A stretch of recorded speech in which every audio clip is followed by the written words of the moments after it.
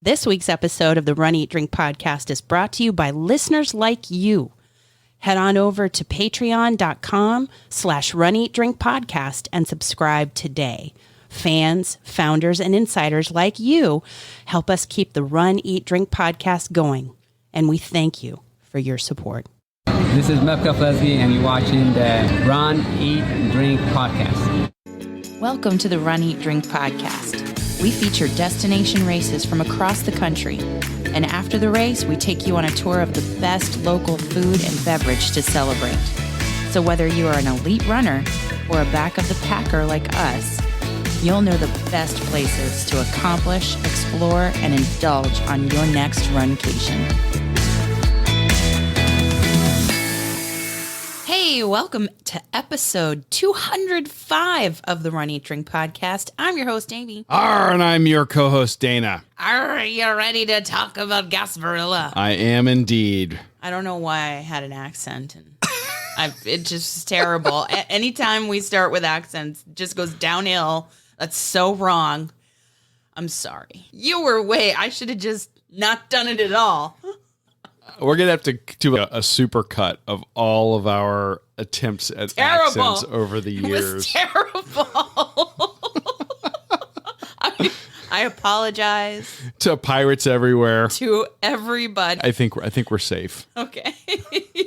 How's everybody doing? It's episode 205. We are talking, of course, the Gasparilla Distance Classic this week back in my hometown of Tampa, Florida. Yes, and we revisit this race weekend that's back baby. Full force for several reasons, one of which is to do a distance we have never done before. Yes, this was our very first. And we also got to see some pretty awesome people. We did. During the whole entire race weekend. And I was also really curious to see how everything was going to come back together in terms of the event, the expo, the packet pickup, all that stuff. And we're going to be able to tell you guys all about that on this week's episode. For sure. 100%. 100%. And there's more. There is more. Of course, there's new food and beverage in Tampa to be had. We haven't found it all, even though that's your hometown. No, they keep opening new places. How inconsiderate of them. What? I would say how helpful. And awesome. And this place that we are going to be featuring on this week's episode has some very strong Spanish influence in the food. And it is a chef-driven, I believe chef-owned chain. And people are going to be able to not necessarily just have to go to Tampa to get their fill of food from this wonderful place we're going to be talking about on the show. Booyah! She's not just making an exclamation, folks. That's the name of the restaurant. When you look at it, it's not spelled like that, but that's how it's pronounced. Spelled Bulla, B-U-L-L-A. And so I tried not to do an accent, but just to pronounce it correctly. I think you did it. Okay. We had a fantastic experience. Thank you to the entire team, the entire service staff. From the hostess to the server, bartender, manager, food runners. Everybody was amazing. Oh. We're going to be talking all about that on this week's episode for both food and beverage. Top notch in both categories. But first, I believe you've got some shout-outs for us. We do have shout-outs. Yes, I have scoured the social media as much as possible for them. And the first I have is for patron of the show and long-time supporter, just an awesome all-around human being. Congratulations to Jennifer Hall. And on Instagram, it's me, FSJ, Fun Size Jen, on her Rock and Roll DC half, and to not only to Jennifer Hall, but also Donna Quakenbush. Thank you all so much for volunteering during that race weekend. Yeah, we've only volunteered at one local race. We need to do more of that, I think. We've talked about that in coffee chats, how we need to do that. Yeah, we've had a lot of fun. And I think it'd be cool to do a big race like rock and roll. Any of the rock and roll races. Yeah, we see it like Kelly, our marathoner from Donna, has volunteered at race weekends. We've seen countless members of the Runcation Nation volunteer at race weekends. We need to step it up. Indeed. We also want to say congratulations to Emily O'Keefe, also known as @EcoFit13 on Instagram, on her PR at the Savin Half Marathon. Shiny new PR feels so good. Doesn't it? Yeah. And James Miller at James Miller Loves Trail Runs. Congratulations on running the live Bakersfield Marathon. I don't know. As of this recording, we saw his night before flat me, and we haven't gotten any updates, so we know that he was planning on running it, and this is just to say congratulations on your impending completion. Exactly. You know what I mean. Exactly. And last but not least, Jennifer Fink, who's at Fink4280, and her family did a bubble run 5K, and it was the first run for her son Tanner as well. Congrats. How awesome is that? Yay. If you want a shout out for yourself, for someone else, you feel like someone in your life needs to be celebrated for a running accomplishment, some kind of major feat, let us know. Email us at info@runeatdrink.net.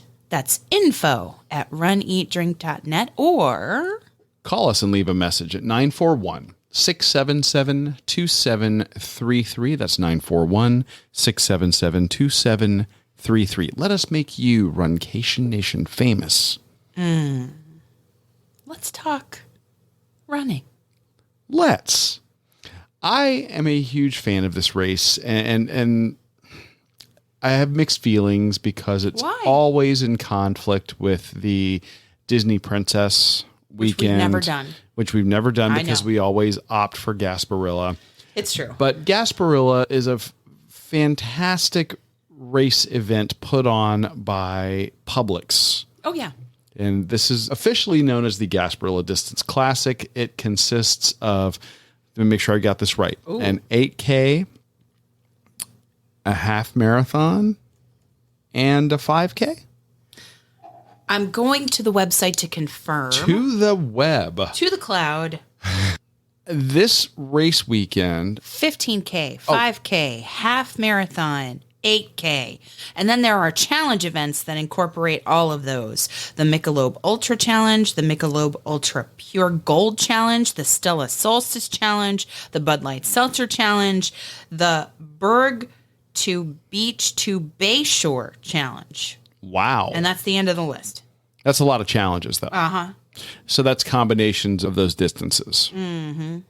So you got a lot of options at that race event. They host it in and around downtown Tampa, where you've got the tall skyscrapers. You've got the skyline is just great. Yeah. And of course, that leads you go right outside of downtown and onto Bayshore Boulevard. We've talked about being able to run along Bayshore in previous years when we've done this race, but this race was on hold due to the pandemic.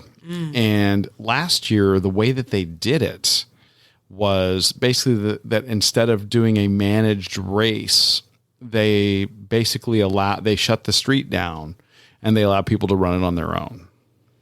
Yeah. So it was like not a virtual exactly, but sort of. Yeah, like a hybrid type of event. But this was right. Okay. But this was the first year it was back, fully back, and we wanted to be a part of it. So happy it's back. Much like years past, they had their expo and packet pickup at the Tampa Convention Center, which is in downtown. It's on the cusp of the downtown business district and also heading over to Harbor Island. Yeah. It's a huge facility. And if you're heading to downtown, parking is pretty readily available. You can park in municipal parking decks. You can park there at the convention center if you want to. We happened to be staying at a hotel downtown, and for us, it was walking distance. Yeah, I want to say just a couple of blocks, huh?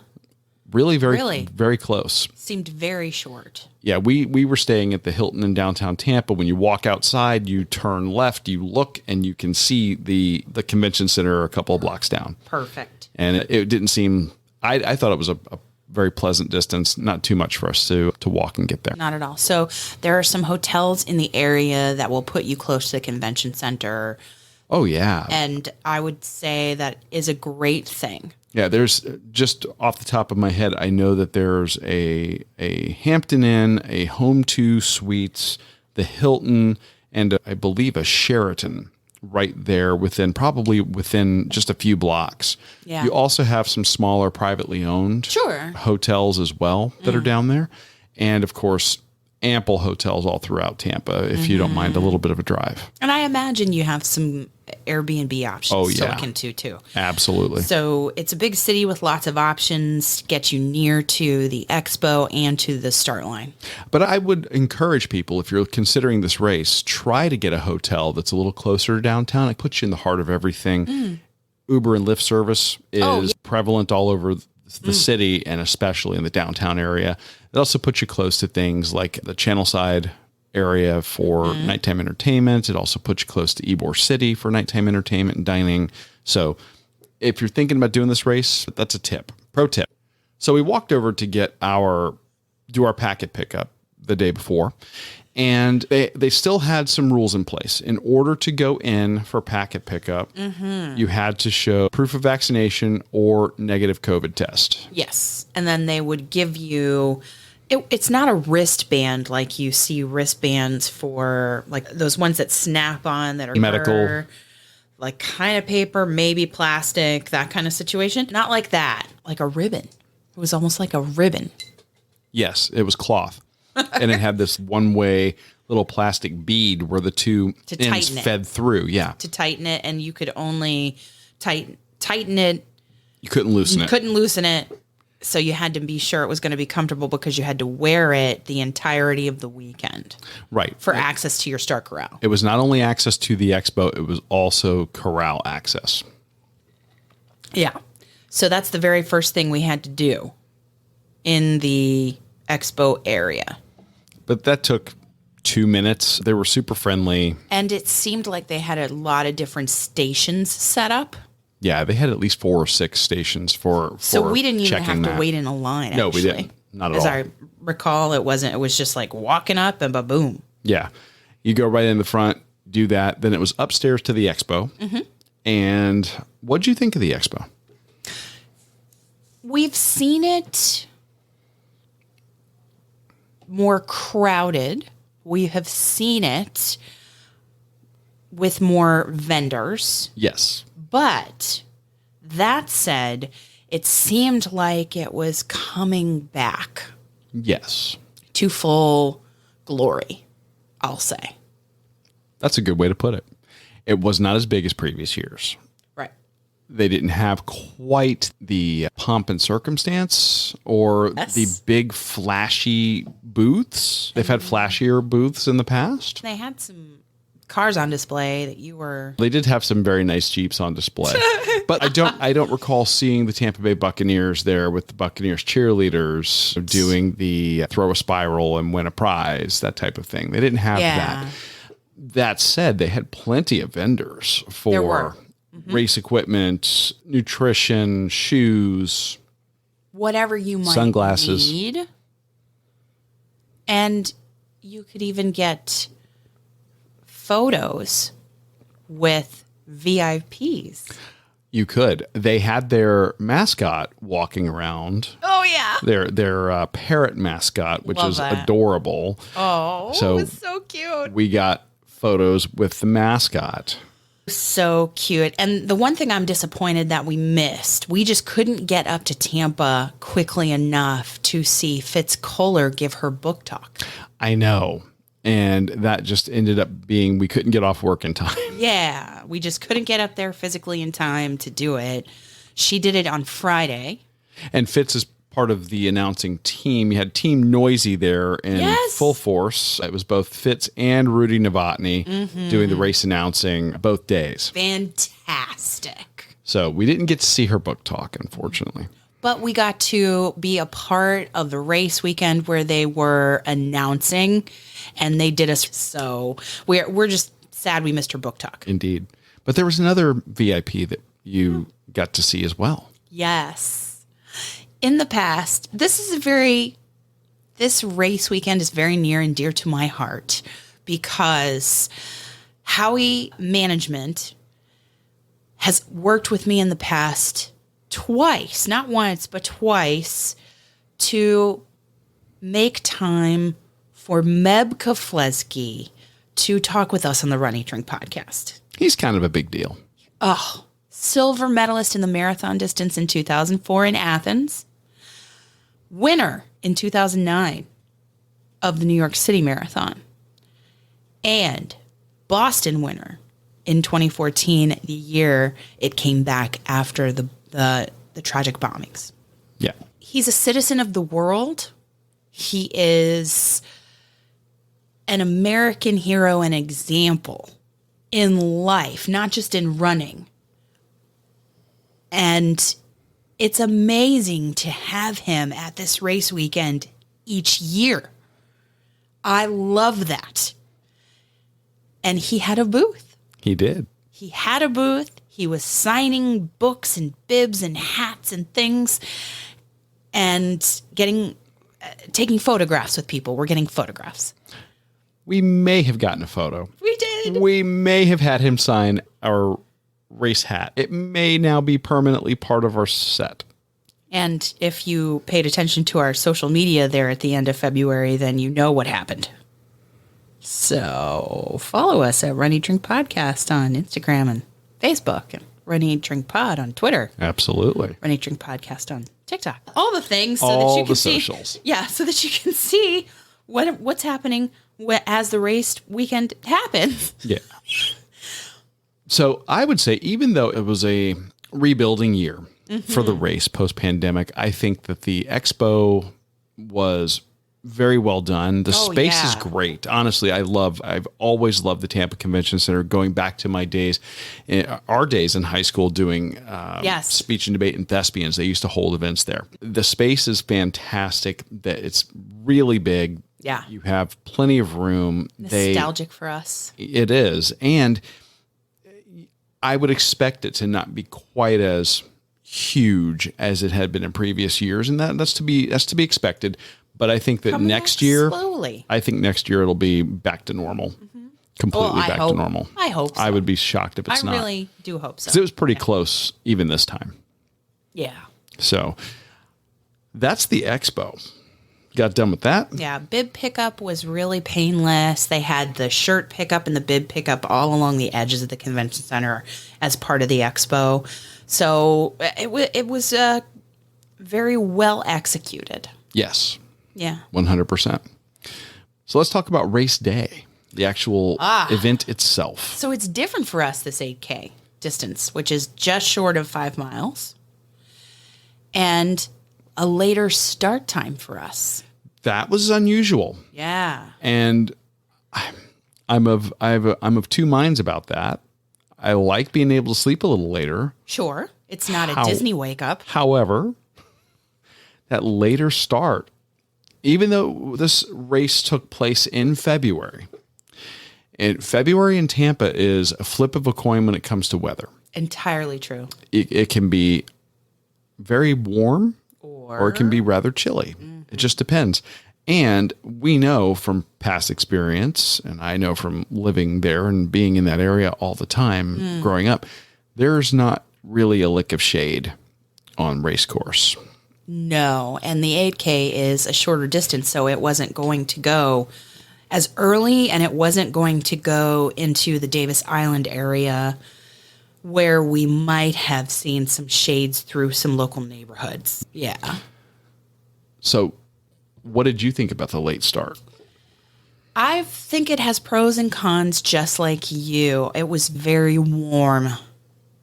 So I like to start earlier. The 8K distance was not as daunting to me in my mind. Psychologically, I think it's different. for me. And I don't know if anybody else gets this. What I mean by gets this is has this mentally, you have a routine, you have mantras, you have a physical routine as well. Mm-hmm.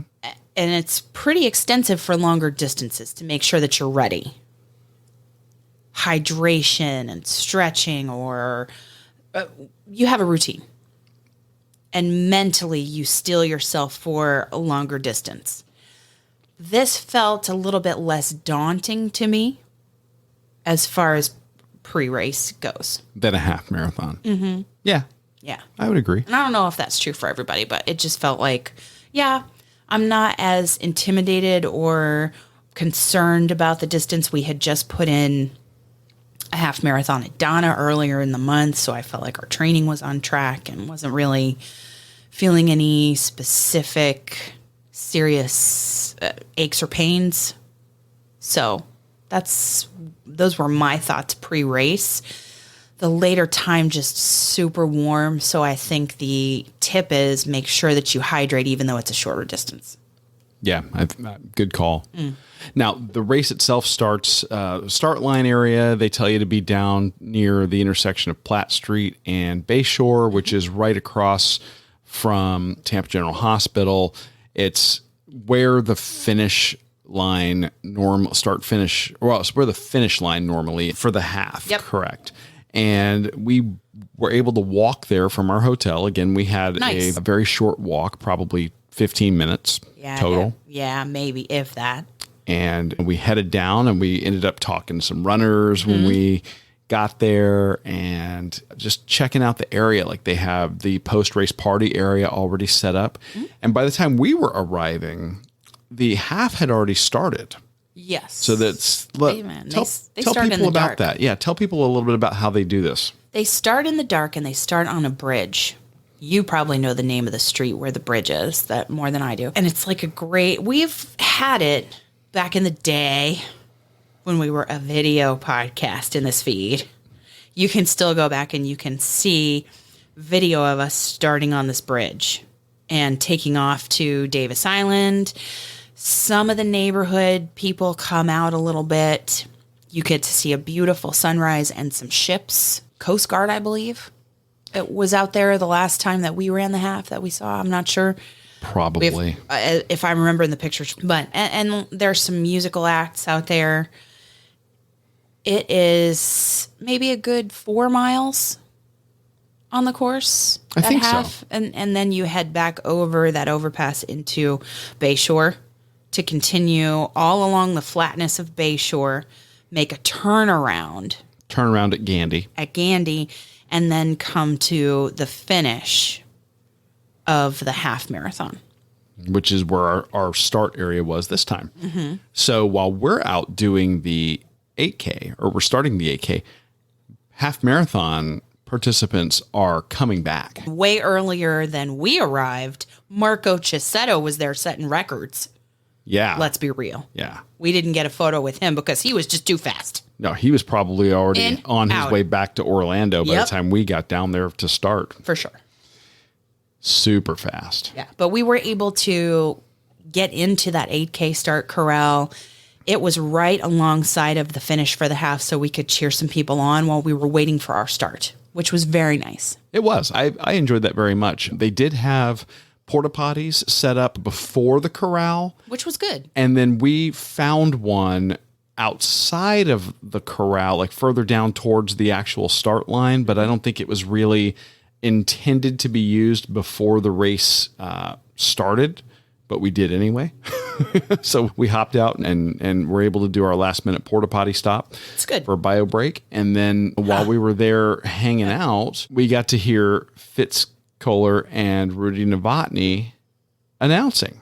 Yes. And getting everybody charged up and ready to go. I like that they started our race.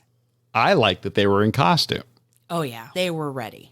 They were in full pirate garb. Rudy, actually, both of them did like really like over the top pirate costumes. Awesome. On the first day. On the first day, yes. They learned real quick that our day, Sunday. Yeah, that got warm. Yeah.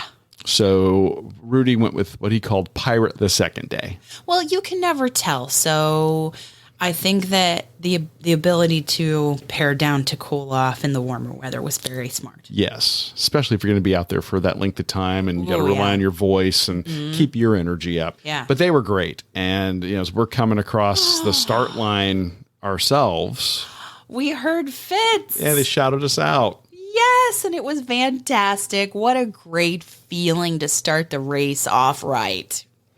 Now, the course itself, because we don't do Davis Island Right. at all, there's no bridge. Just a straight shot. It is straight, paved, totally traffic controlled, Oh, yeah. which I loved. And they did a great job of. And I thought the on-course support was pretty good. Oh, yes. There was hydration all along. You were never wanting. There were also those stations where there were the sprayers. They had misting stations out there, yes. Misting stations, yes. Which in that weather was very welcome. Mm-hmm. I liked that. It was very humid. Well, yeah, you're running right along Bayshore Boulevard. You're a stone's throw, literally, from Tampa Bay, and it is rather damp. Yeah. All the time. And there were DJs and there were cheer squads all along. And even though it wasn't a Disney weekend, we got to see some of your favorites. Yes, we had the Tampa chapter of the 501st Legion, the Star Wars fan charity group, out doing photo ops with the runners. And it was great to see. Amazing Star Wars costumes. Really detailed and just really well done. And it was just a nice, we get to do a character stop. Yes.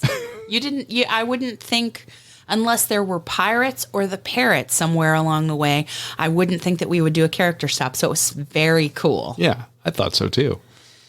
And we also got to meet up with a listener to the show. Yes. It's your turn, Lee, on Instagram. Lee was ruck running. Yeah, 25 pounds, I think is what she said she had. Is that what she said? I hope we're right. But with her daughter. Amazing. Yeah. It was so great to see them, and we stayed with them for a little bit, and then when we got to a water stop, they were cooking. Yeah. So they just went on and did their race, but it was so great to finally meet her in person, and she spotted us, and we felt so honored that she actually came over and said hi. So anytime we get an opportunity to meet up or run with somebody from the Runcation Nation, we love it. So we grabbed some photos, got some miles in, and just kept on going. Yeah. So that was on the way back. So After the turnaround. After halfway. And then as we were coming across the finish line, who are we greeted by? Fitz Kohler. She's down, not up on a platform. She's down there at ground level. Yeah. Shouting people in. As she says in her book, point awarded to Fitz Kohler because she came from the platform. She was down in the mix, and then she came through the gate, the barrier gate, and helped us cross the finish line strong. Absolutely. That was so much fun. So excited. I think that is our first time crossing with the race announcer. Yes, it's a first. She gave us a first. Yes. And I love it. I love it. It was so good. So the after race experience, the marathon photo people were there to capture that, and also us with our medals, and there were people there waiting with water and those soaked cooling towels. Yeah, and they do a nice job. They keep the streets blocked off beyond the finish line, over the Platte Street Bridge, heading really towards what would be back to the convention center. Yeah. And they've got, your snack stations and water, and like you said, the cooling towels and all that. And you have the opportunity to kind of walk it off and take some photos yourself, as well as photographers walking around. Bananas. And we had another character stop there with some pirates on the top of the bridge. Oh, we did. That was so great. So- I enjoyed, and that was actually something you would expect that some people in pirate garb would be out on the course, but they were at the finish. They were at the finish. It was great. So we got a chance to do that. And that was all before we went to the after party. I know. And before we go to the after party, I would just like to say the medal for the 8K and the shirt for the 8K, I really enjoy that the color blue they had that kind of went with the parrot theme. And it's a smaller medal than the half that we've gotten in the past. It is. It's a different medal too. Normally, the half marathon medal is a skull and crossbones with an articulated jaw.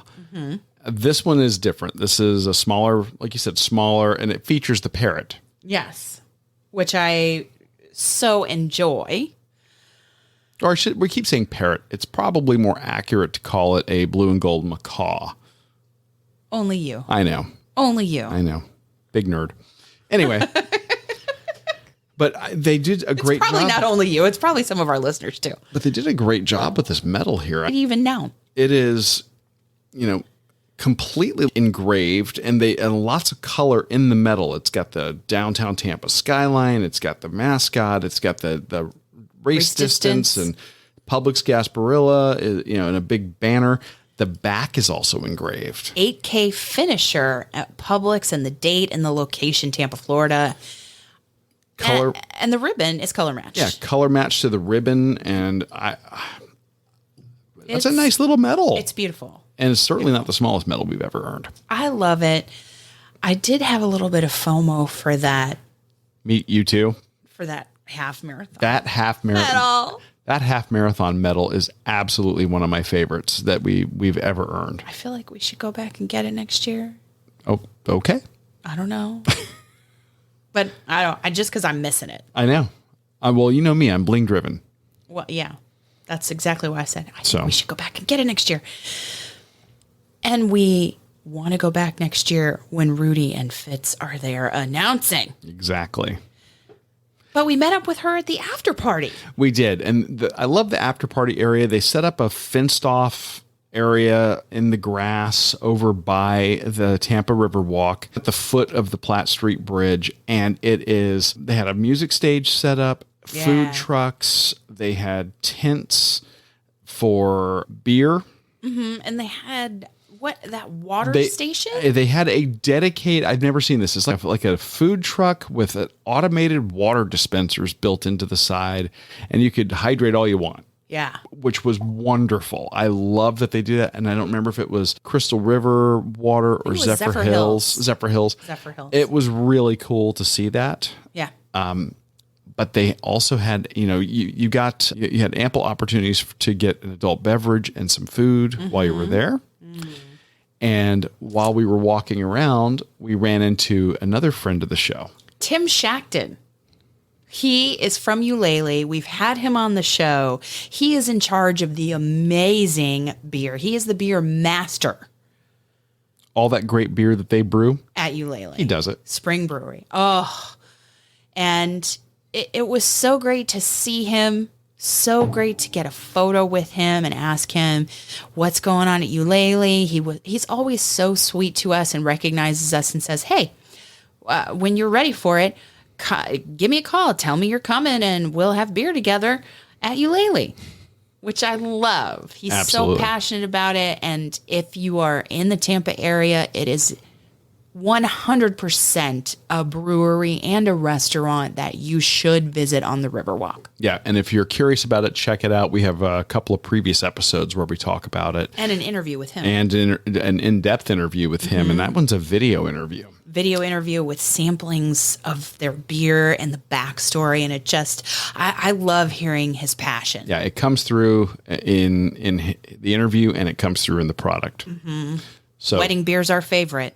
And then we topped off our experience in the post-race party area with another photo with Fitz. It was great. And we could have, sauntered over to the place by the stage where it said PR since it was our first 8K. We could. Well, there wasn't a lot of sauntering going on. It was crowded. Yeah. Everybody was having fun, and everybody was hanging out, just grabbing some grass and sitting down. Yeah. And it was crowded. It was fun, but it was crowded. Yes. But we did it. And I felt like maybe the 8K there, that was our first foray. And yes, technically that's a PR, but it gave us a nice measuring stick to see what we could do the next time that we do an 8K. Which we scheduled one and did. We'll be talking about it on a later episode. Yeah. So great race. All in all, what do you think of the 8K distance? I know you said that it's less stressful. You like the 10K best. Well, 10K is it's a little further. Is that still true is my question to you. Or have you found a new favorite? I don't know. And I only say that because this was a later start. So this one, even though it was, almost 2 miles shorter, seemed a little more, not more difficult, but a little less pleasant only because of the heat and the sun. So maybe if I had one that I could compare apples to apples, like an early morning start, 8K. Oh yeah, because you can't control the weather. So to ding the distance or the race weekend for the weather, you can't. Oh, I'm not dinging the race weekend at all. I'm just talking about the distance to run. I know. It was fun. I liked it. And 8K or 10K, either way, I'm down for those. I would agree with you. I like those distances. It's not as daunting in my mind like I've talked about. The race weekend was a fantastic one. I think you are right. To measure two different 8Ks at the same start time with roughly the same start time. This one was we started at 9:30? Yeah. So that was a late start. Yeah, their first round or wave of people took off about 9:15. Okay. And then we ended up about 9:30, I think. Sounds about right. Yeah. So all in all, I enjoyed the distance. I enjoyed the weekend. It was put together amazingly well. The weather was a little bit warm, so you have to stay hydrated. I would do it again. I think the 10K is a great distance, but so is 8K. 100%. But since we're in Tampa, when you go to a place like Tampa, which has such a rich culture, rich history, and amazing food and beverage, you've got to get your eat and drink on when you're in Tampa and take advantage of that. Really do. And we are going to be talking about a place that is new to us. It's fairly on the Tampa culinary scene, and I'm so glad that they are now part of it in the Soho district of Tampa, South Howard Avenue. Yes. And it's 10 minutes from our hotel by Uber or Lyft. So it was a very easy time getting there and back. And this place is called Bulla Gastrobar. It was beautiful. It was busy. It has a rooftop bar. That place is prime location, prime real estate in a happening area. And they're part of that culinary scene, and they're doing a lot of things really, really well. Make a reservation. 100%. 100%. You want to start talking about some food? Let's. Okay, but before we do that, I want to say a special thank you to all of our patrons for supporting our show. You guys have enabled us to improve our equipment and make the show even better as we head in to our 5th anniversary in just a couple of short months. Unbelievable that it's the 5th anniversary of our show. I know, right? If you are one of our patrons, thank you. If not, and you want bonus content like some of the food and beverage that didn't make it into a show episode, you want some behind the scenes footage of some outtakes of Amy and her facial expressions that should be emojis, whatever. Check out patreon.com/runnydrinkpodcast or tap the button right at the top of the Podbean app if you listen to us on Podbean. We now have 6 levels of patronage available. Fan, founder, and insider, plus accomplish, explore, and indulge. Choose the one that's right for you. Help support the show. We cannot thank you enough if you're going to join us as one of our patrons of the show. The show is always going to be free, but if you want even more, come join us. Check out the different levels. Become a patron today. As always, thank you to everyone who supports our show, the Run, Eat, Drink Podcast. Now, we're going to talk about food, and we were smart. We brought recording equipment with us. We did. It was a busy environment. It was, but I love it when we're able to get these instant takes on the food. Mm-hmm. Here is the outstanding food we had at Bulla Gastrobar in Tampa, Florida. Hey, Runcation Nation, it is Dana and Amy from the Run Eat Drink podcast at runeatdrink.net, and we are coming to you live from the 2022 Gasparilla Half Marathon weekend. Hey, I'm just looking at an amazing an amazing table of tapas. Say that 5 times fast. We're having a table of tapas. We're having a table of tapas in Tampa. Yeah. Ooh, it's a tongue twister. Right? Yes. Table of tapas in Tampa at Bulla. Bulla, spelled Bulla, B-U-L-L-A. Bulla Gastrobar in Tampa in Soho, the South Howard Avenue neighborhood of Tampa, which has seen a renaissance in the last 20 years. For sure. And this place is happening. It's packed. Super busy on a Friday night. It smells wonderful. It's a Spanish influence, like Spain Spanish influence. Yes. Tapas and small plates and bar. And we've got a series of small plates that we're having now while we wait on our traditional mixto or mixed paella, which is sea and land.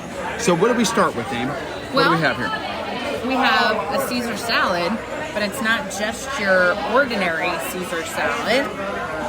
It is kale and manchego. Oh. Yeah.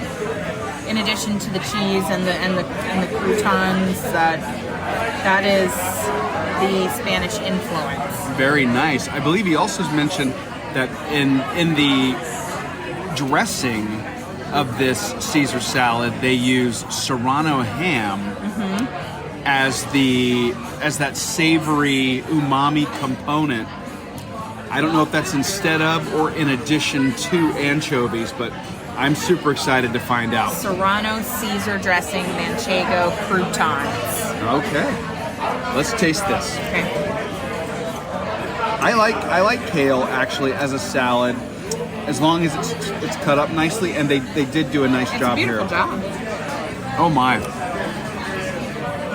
It's a completely different texture from a romaine-based Caesar. Yes, it's got more chew, less crunch, and it's very hearty for a salad. Yeah, that's a hearty lettuce, and the dressing is very tangy. Dressing's very tangy, but it does have that umami meatiness that you normally in a regular Caesar you get from anchovy. I wouldn't be able to necessarily tell you immediately it's ham, but this is really good. Oh my goodness, that's fantastic. Well, and the croutons are very crisp. They are, but they're not like the super hard box croutons that you get. This is more akin to almost a Cuban bread.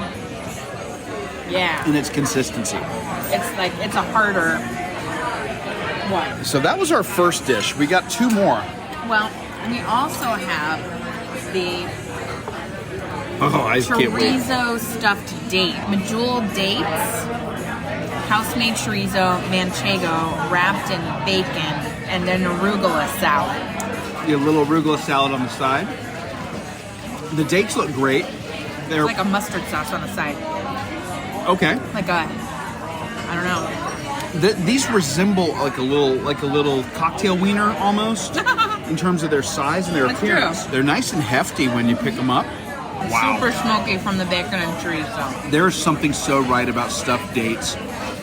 You know, so many places do cheese stuffed dates. This is a combination of cheese and manchego, or manchego cheese and that chorizo, and you get that pork on pork kind of thing. Nothing here is so spicy that it blow your doors off, but that salty and sweet combo. Yeah. The mustard sauce is good. It's like a very loose mayonnaise-y kind of Dijon kind of thing. It's not so thick. Yeah. Yeah, it's very loose. I don't know that I particularly would use that with the date. I think the dates are great on their own. It may not need it.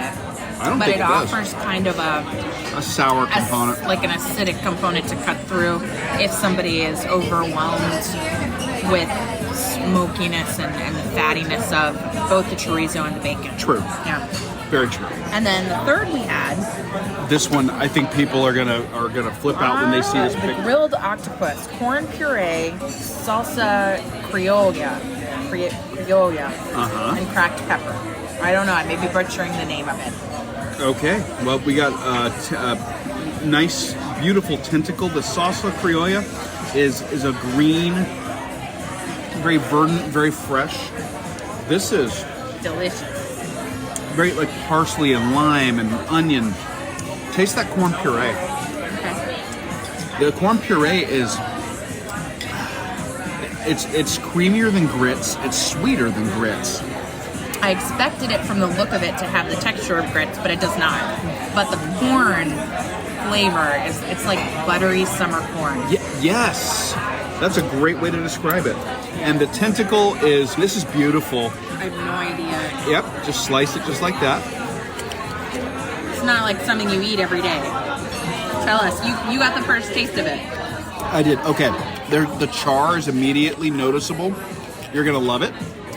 They did a nice job on this. They cooked it thoroughly so that you get nice chew. And if you undercook octopus, you can sometimes get like mushy on the inside. But that char from the grill immediately comes through. So you get this nice sweetness from the corn, the char, and that little taste of the sea. Octopus, if you've never had it, It's hard to describe. texturally, it's somewhere between a scallop and calamari. Yeah. And It's firmer than a scallop, though. it is. And you get this really wonderful tartness and freshness from that Yeah. salsa criolla that's on top. This is fantastic. This might be some of the best octopus I've ever had. You had a lot more than I've had, so I grew up eating it. yeah. So you would get this again. Oh, in a heartbeat. This is fantastic. And yeah, you get everything in one bite. And it looks like they might have garnished it with a chili oil.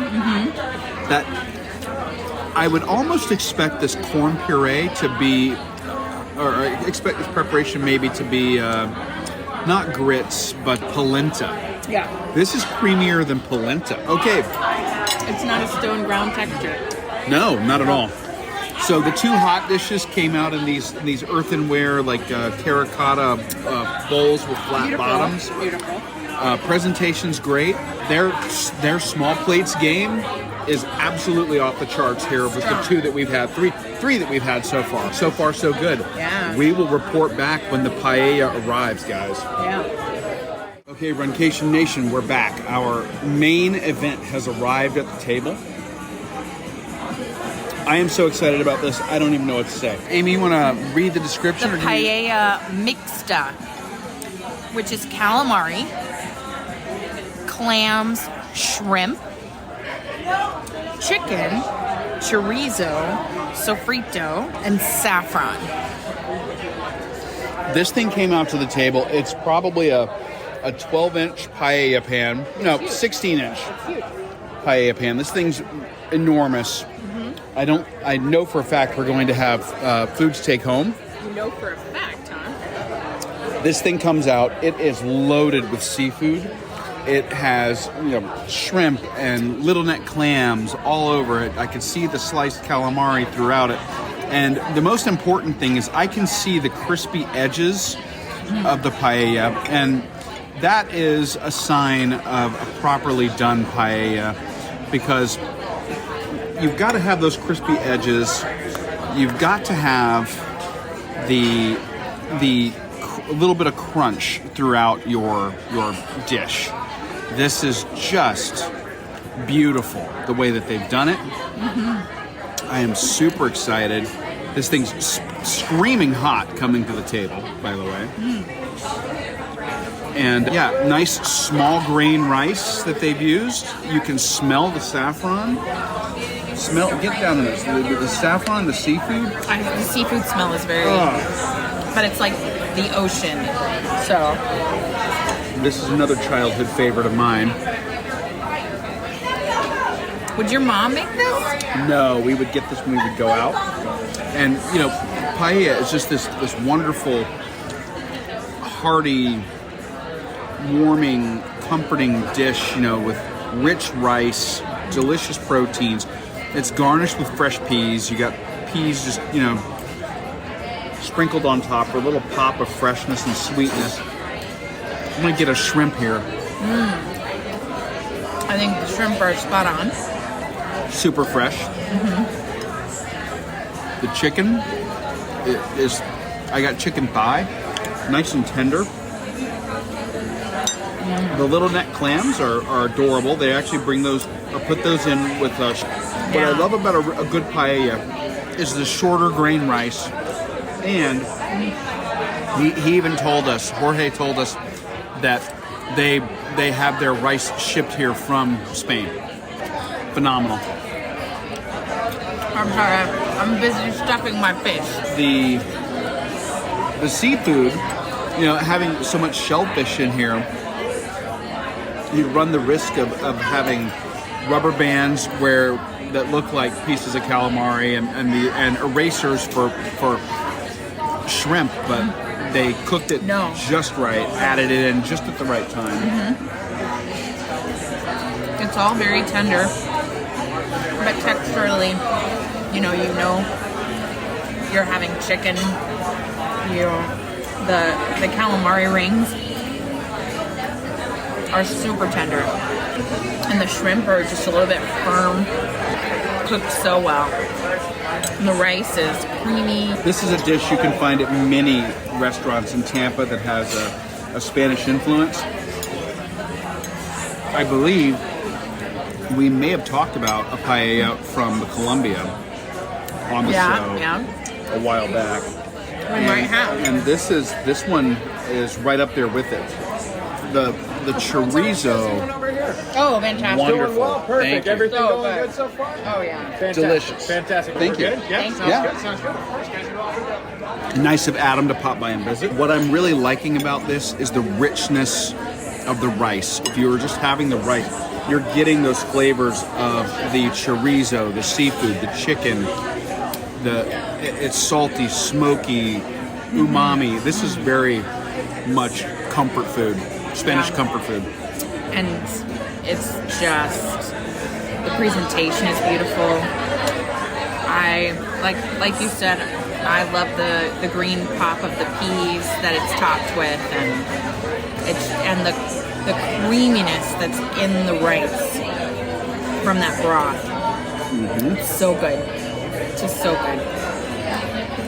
I would get it again. Well, that to me is about the highest praise I'll hear from Amy. So I'm gonna have some more now. I'm excited, and we're gonna have leftovers. So Bulla has done an amazing job here in Soho, the Soho area of Tampa, and I can't wait to see what's next. I love paella.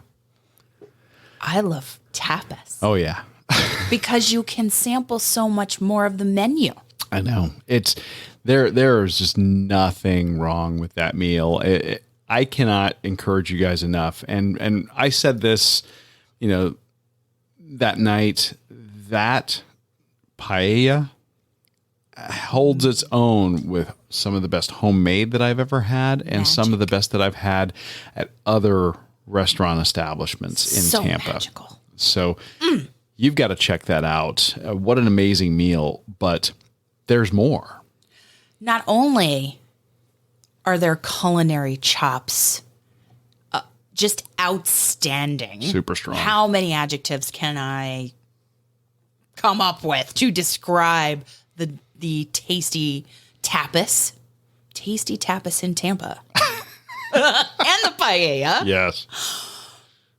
But their cocktail game is on point. It really is. And here is our live take of our beverage offerings at Bulla Gastrobar in Tampa. All right, Runcation Nation, it's time for cocktails. It's 5 o'clock somewhere. Is it? It's past 9 o'clock here in Tampa, you know, for the 2022 Gasparilla Half Marathon weekend, or the Gasparilla Distance Classic. Yes. And we are here at Bulla in the Soho neighborhood of Tampa. And we're kicking it off with a couple of house specialty cocktails. You want me to talk about mine first? Well, you have the Spanish Old Fashioned. Yes, I do. You have the Spanish Old Fashioned, which is Old Forester bourbon. Which is actually, for a bourbon that's not considered a top shelf, I can't believe it's not. certain ones of theirs are, but the typical Okay. Old Forester, not so much. But it's a fantastic, flavorful bourbon, great for mixed drinks. So, Old Forester bourbon, chocolate bitters, Lustau, Capataz Andres Solera, and simple syrup with an orange peel. That the one that she just pronounced, or mispronounced. I don't know. That is a cherry wine. Yeah. And this is a old fashioned for people that like their drinks a little more on the savory side, a little more on the bitter side, and they want to lean into the flavor of the bitters that are being used as well as the bourbon. The Old Forester bourbon has a very strong flavor profile. I think it has a higher rye content in the mash bill. The chocolate bitters, I think, is one of my favorites for making a cocktail. When I do old fashions at home, I often use chocolate bitters.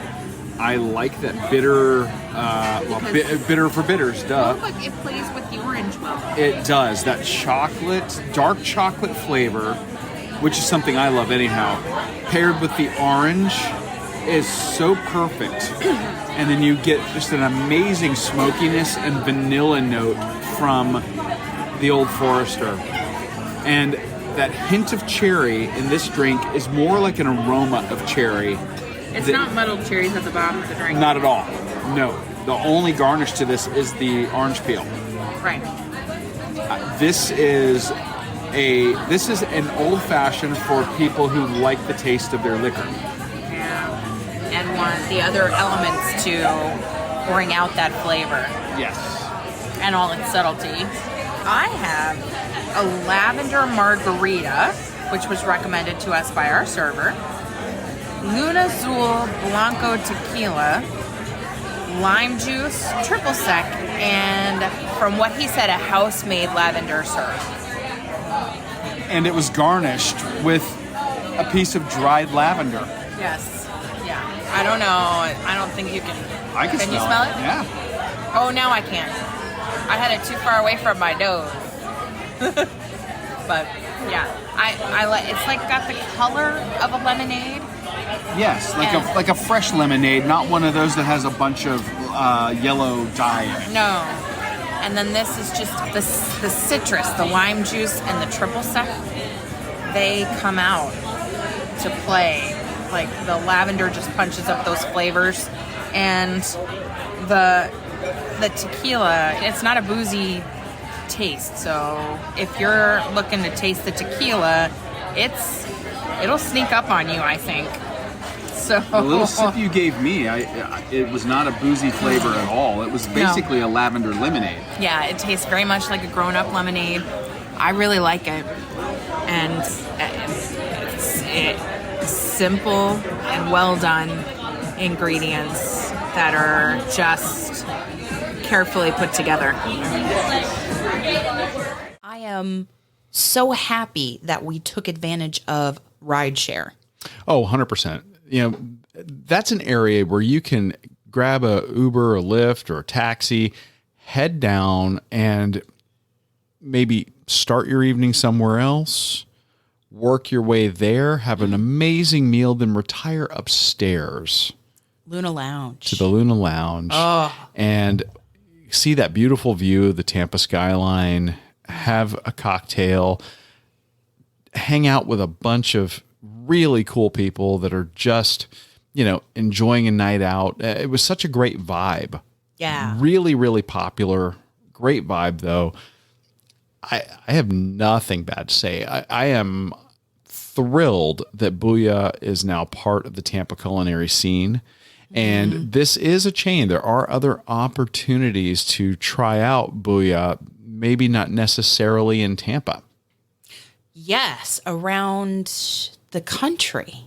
And we will link to their website in the show notes, and you can go to locations and there's a drop down. So in the Carolinas, I believe in Georgia, they have a location. So check it out if you get a chance and you travel to a city where they are.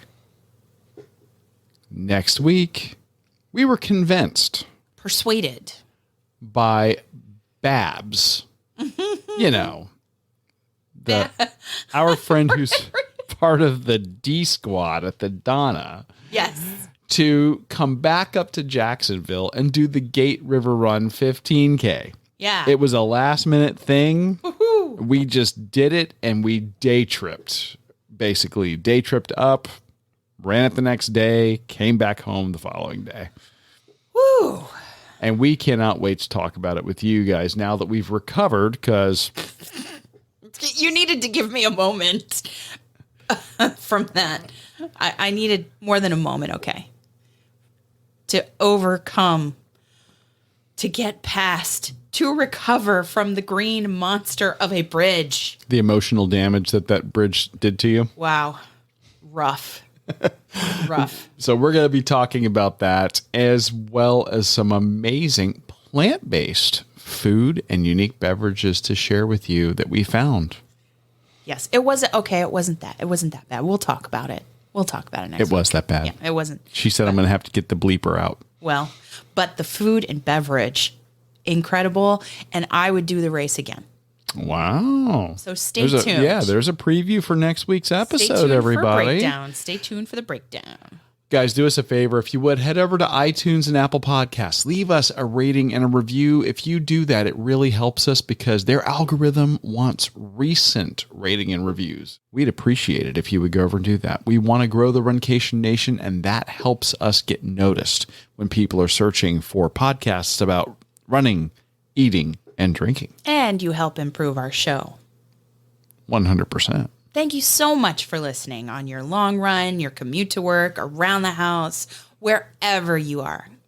I'm your host, Amy. And I'm your co-host, Dana. Stay safe and well, and we will accomplish, explore, and indulge with you really soon. Thanks for listening to this week's episode of the Run, Eat, Drink podcast. We're having another great year thanks to your support.